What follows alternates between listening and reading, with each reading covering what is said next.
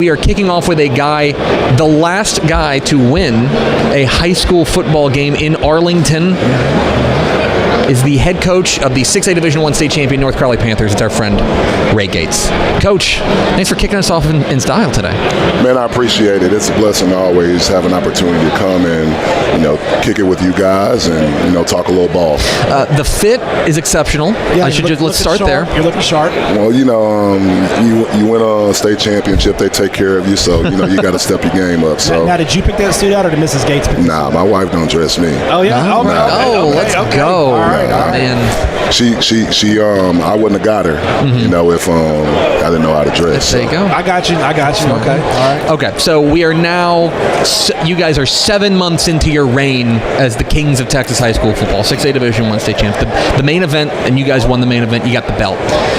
Can you, looking back on that 2024 team, obviously a special group, have you had time to really kind of sum up what it was about that team that was able to get them over the top?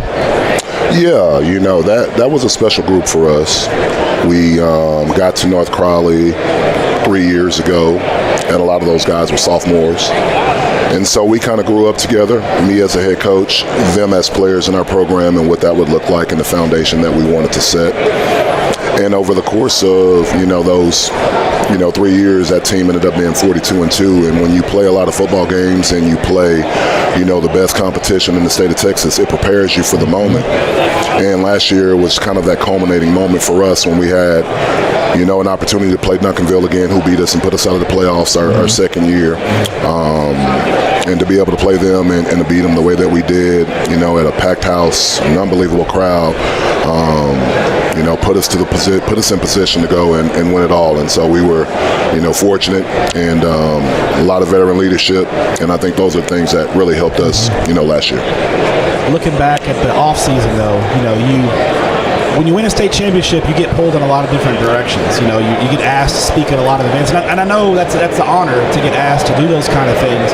But you also, you went on vacation. You did a lot. Did you have a chance just to take a step back and just take it in? Because you're ripping and running, you got so much going on. Did you have a chance to just step back and just kind of soak it in and enjoy it? Because the season is about to start, and I know this team hasn't done anything, but you want to enjoy what you accomplished. Did you have a chance to really do that? Because you were in Italy, you were doing stuff. Did you really have a chance to soak it in? Yeah, it was just a blessing how all that worked out. We had planned a trip right after the state game, but that was planned several months in advance. And so when we won the state championship on that Saturday, I was on a plane on Monday and we were flying to Rome. And it was probably the best thing I ever did, was because I had an opportunity to get away from everything and just kind of reflect. In another country, it was just a beautiful moment. And it was kind of the icing on the cake, if you will, for us and what we did. And, when we got back, we hit the ground running because, at that point, you're trying to figure out, what we need to do, to do it again. And we've been working ever since. And this is really kind of the last moment that you kind of celebrate, everything last year. And you move forward knowing that, what you did last year, it won't feed you this year. So we got a different type of hunger. And I think we're ready to go. I want to go back to, you mentioned the Duncanville game. I mean, Duncanville in 2023, they went out there, they put it to you. You know what I mean? That semifinal. And then you guys come back the next year and knock them off. There are a lot of teams and a lot of programs that would have a letdown after that. That's a big emotional win. It's a game you've had circled, right? This is the team we want to get. But you still got one more game against a really good Westlake team in the title game. Can you tell us about that process of moving past that Duncanville win to make sure you guys were playing your best ball on the biggest stage? Well, I believe, we have a phenomenal staff. We have guys that, have been in a lot of big moments and played in a lot of big games, coached a lot of big games. And I know that, my job is to make sure that our team from week to week have that flush it mentality, and we talk about it all the time. And our biggest goal, no matter who we play or what the circumstances are, we consistently talk about being a better version of ourselves this upcoming week than we were last week. And so when you play a team like Duncanville in the 5th round and you happen to win that football game, there's a lot of elation because of the team that you beat and everything that they've done, over the course of, the time Coach Samples has been there, the GOAT, and we knew that there was one more job, one more game that we had to finish, because that wasn't the state championship game. And our kids, again, when you have a veteran team, they understand that we have to finish this thing, and that was the mindset, was to finish. And I thought we did a masterful job of keeping our kids focused that week. And for me, I tell this story. I first state championship as a head coach, going into that week not knowing what all you have to do as a head coach. I was swimming a little bit. Did you get any sleep that week? Very little. Very little. And it wasn't until game day that I had a really good feeling that we could win that game. I woke up 5 o'clock in the morning, went and I popped up the game between Westlake and North Shore, and I just watched the game, intently. And after watching that game, I felt pretty good about our chances, because I felt like the matchups were in our favor. We just had to be who we were. Right. Looking ahead to 2025 now, because that's football season has started basically at this point. Looking at you guys on paper, I want to start. I think North Crowley last year, explosive offense, dynamic playmakers.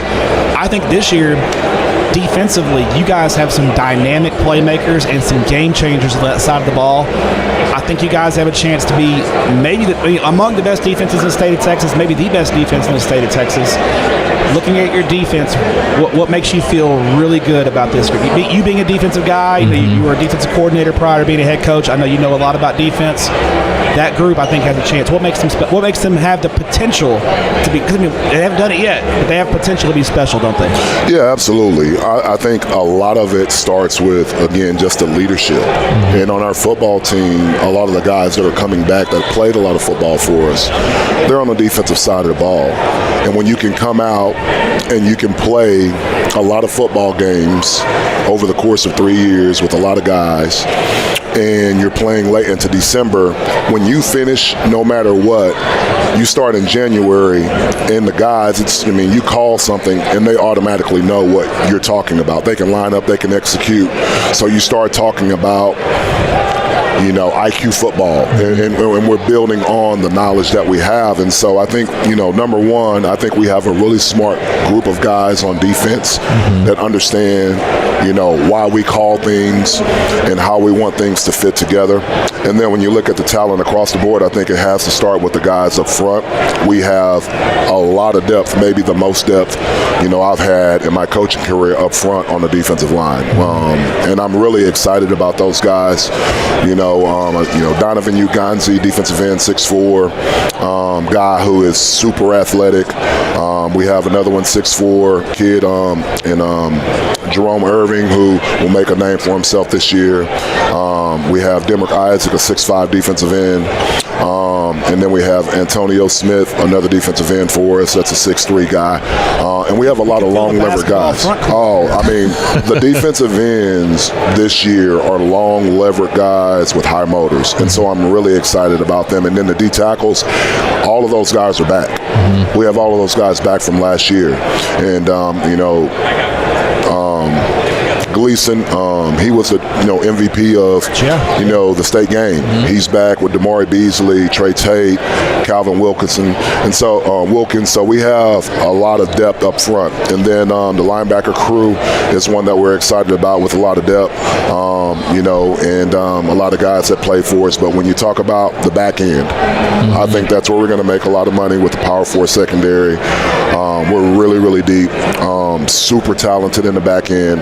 Your safety, Aaron Bradshaw. Bradshaw in the playoffs last year, I thought, just made a name. He was so good in the Duncanville game and the Westlake game. He was unbelievable. Such a funny kid, right? Like, people think, like, man, where did he come from? Like, who is this kid, right? And You let him tell it. You know, when the playoffs get here, he says, you know, it's time for playoff A-Ray. You know, and he's like, you know, what does LeBron and Jordan do in the playoffs, Coach? Like their stats go up. You know, it's playoff A-Ray time. So Aaron Bradshaw is a kid that played for us for 3 years, and we're really excited about him being the leader of that group. The offense was the headline last year. One of the most, quite simply, one of the finest offenses we've ever seen in Texas high school football. I don't feel like I'm overstepping on that. In the history of the game, one of the most outstanding offenses. Chris Jemerson, Cornelius Warren, Daniel Bray, Henry Finucane, Ian Carter, right? Quentin Gibson. Eli Reinhardt, offensive coordinator. We had him sitting in your chair. He's going to be the head coach at Hutto. I know he's going to do great things there. Tell me about what this offense is going to look like, maybe compared to what it looked like last year. Because I think we have, the last time we saw North Crowley, they're hanging a 50 burger on one of the best defenses in the state. Now, what does it look like in 2025? That's a really good question, and we've had a lot of conversations about it with the guys that we have. It's going to be different, and I have to stress to our guys that different is good. Yeah. There are some things that, what we do and how we do things are going to stay the same. There have been some folds and little things that we're going to do that we haven't done that's going to be really good based on the personnel that we have. And so I tell them all the time, listen, guys, we have premium ingredients. Your job is to make sure that you bake this thing right. Right? And so as we put the pieces together, it's going to come together because we understand what we need in order to make it the best that it can possibly be. And so I get really excited about this group because there's a lot of potential. A lot of people don't think we're going to be very good on that side of the ball. And I'm telling you, we're really, really good on that side of the ball. And when you get an opportunity to go up against a defense every day and practice like that helps accelerate what we need from that group. So we're really excited about our offense this year.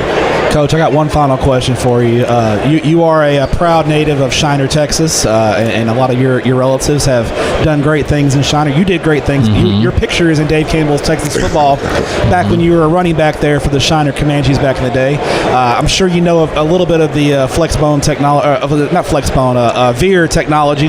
First off, what's your favorite veer play? Oh, man, inside veer. Inside veer? We got to start with inside veer, 12 and 13 veer.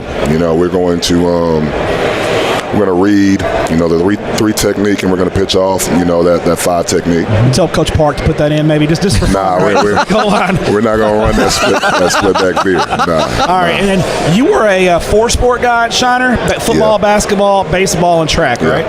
I want you to give me a quick scouting report on Ray Gates, the basketball player at Shiner High, and Ray Gates. I heard you were a pretty darn good baseball player, but I heard y'all were playing baseball every day in the summer in Shiner. So you grow up in Shiner, and the first thing, when I was growing up, it's changed a little bit now. The first thing you do is you pick up a bat and a ball.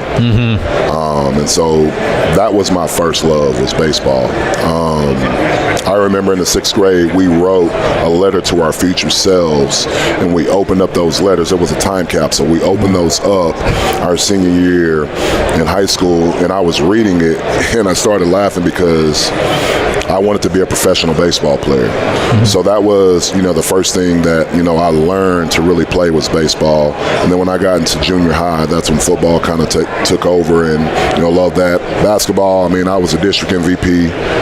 Basketball, little humble, all-region team. Light work. Last game, we lost in a regional tournament. I had 22. Double, 22 and 12. Yeah, something like that.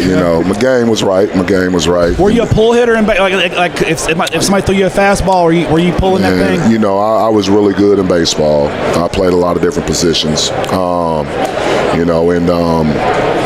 I went home and played an alumni baseball game, and I hadn't hit a baseball off the mound since I left Shiner. I won the home run derby. And I knocked one out of the park in the game. So there you go. They need to retire me in Shiner in baseball. Did you pimp the home run? Oh, I did. And like the announcer was like, he's one of my really good friends, and after the game, he was like, you didn't have to flip the bat on the JV pitcher. I was like, he shouldn't have put it across the plate. There you go. Now the last question from me, and we'll let you go. We appreciate your time. You told me last night, you said that I am not allowed to pick North Crowley in a game? Absolutely forever? not. No. Yeah, you always pick against us. That's right. And then they win. Yeah, and that's what we need to continue. Like, don't pick with us. Yeah. We don't need any new friends. Right. And so it's always good. So I can say, my kids, most of the time, they'll send out a message. They didn't pick us again. Yep. You know what I mean? And so it's fuel for the fire. It's all love. But no, don't pick with us, man. I like you picking against us. Okay. It just reminds me that we haven't arrived, and we got a little bit more work to do. I will say it. They have arrived. They are the 6A Division I state champion North Crowley Panthers and their head coach Ray Gates. Coach, we appreciate your time. Thanks, Coach. Thanks for making some time for us. You want to show these people the ring first? You want to throw it up there? Oh yeah, that's a little something that they give out to state champions. Southern Recognition did a masterful job. They captured our story. On the side, we have, for the city, we have the score, we have the skyline. Of course, position and head coach. We have the foundation of our program engraved. Galatians 6:9, do not become weary in doing good, for you will reap a harvest if you faint not. And then, we can't do it without, Oh my gosh! revealing the 817 underneath the trophy. So Clean, outrageous. Yeah, man. So sometimes you got to jump out. You got to pop out and show them. And that's what we did this year. And so it was one for the memory books. Definitely enjoyed it, and I'm really excited about this year's team, more so than I was about last year's team, because I know the challenge is there. Our kids, this has been a record number of kids showing up for summer. We've had an unbelievable off season, and they're hungry. And when you go back to kids like that, it fires you up. Like, this can't get over fast enough. And I'm so ready to get back to our kids. Coach, go back to your kids. Appreciate you, my friend. Good luck in 2025. We'll Absolutely. see you. Thank you, guys. There he goes. Ray Gates, head coach of the North Crowley Panthers. Join us here at the THSCA Coaching School and Convention.